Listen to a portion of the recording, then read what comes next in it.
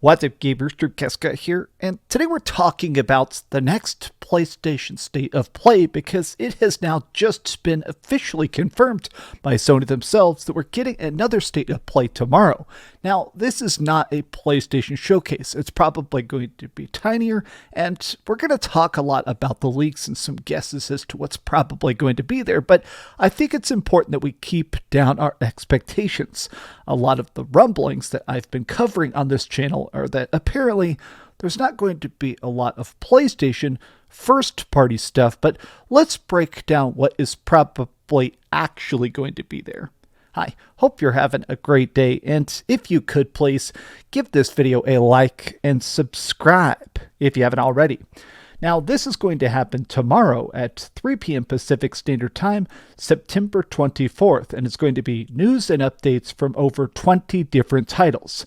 Now, I'm not sure if I'm going to stream this, but I probably am. I really enjoy streaming because even if it's a bad showcase or a good showcase, it's always a very good time. And it's definitely, even if it's a bad showcase, it's more enjoyable with chat. But part of the reason that people have been kind of hyping this up is because, honestly, its proximity to Tokyo Game Show. Now, in case you didn't know, this happens every year. It's sort of like Japanese E3. It's a chance for a bunch of Japan-based developers to come together and sort of do their own little press conference talking about what's new and great, upcoming games. A lot of times these are games that are coming out in the early branches, the early bits of the next year. So for 2025, we know for a fact that we're getting Monster Hunter from Capcom. There's talks about Square Enix doing all sorts of remakes and remasters.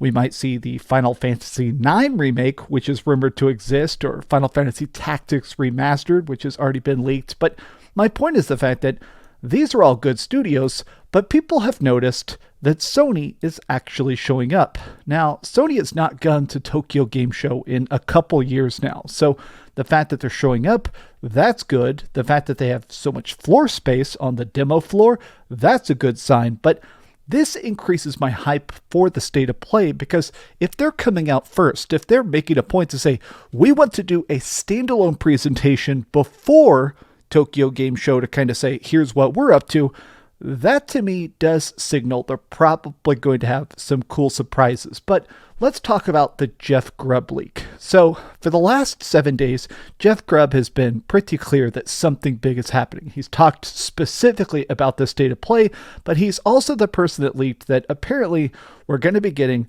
a lot of remasters.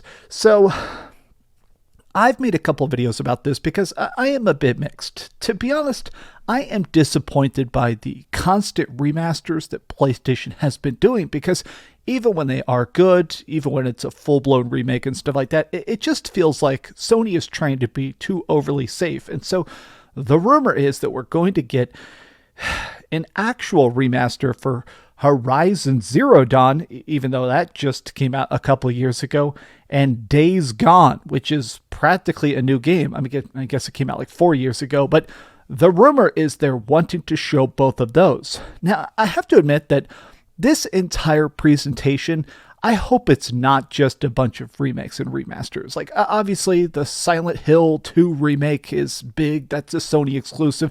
There's a lot of stuff that we know is going to be exclusive. Like, even this, somebody made this good mock-up art, so we know that we're getting the Metal Gear Solid 3 remake. But, okay, so let's talk about what probably is going to be there. I think there is a good chance that everything on this card is going to be there. Specifically, Hideo Kojima has been talking about his participation in Tokyo Game Show. So we know for a fact that obviously Death Stranding 2 is very deep in development. The game is coming along great. There's been a lot of teases and stuff from Kojima himself talking about how playable the game is, how fun the game is, and he has said specifically he has edited an extra special trailer. I hope that is at the State of Play. I am nervous because I think Sony has put themselves in a very strange predicament, which is that the talking about the PlayStation 5 Pro, I feel like the PlayStation 5 Pro in general is kind of a bad PR move. It's overpriced. The graphical boost is very, very tiny. It just feels like if you're talking about the next gen of next gen and it doesn't really look that different, it kind of makes you look ineffective. It makes you look, in a way, kind of lazy. Like, I am hoping more than anything else that the entirety of Tokyo Game Show, but obviously specifically the State of Play, we see a lot of games that are not just from Sony, but look best on the PS5 Pro. Show us that performance boost that's worth that $700 price tag. Now, a lot of people specifically are begging for Ghost of Tsushima 2, and I feel like this game has to exist. Like, maybe it's not going to be at this specific presentation, but at least give us a title card, you know? At least announce that officially it is in development. Come out of the secrecy and at least confirm it's real.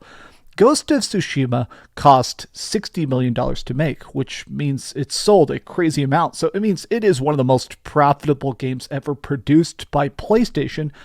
And it's great. I mean, undeniably, I have ranted and raved about it.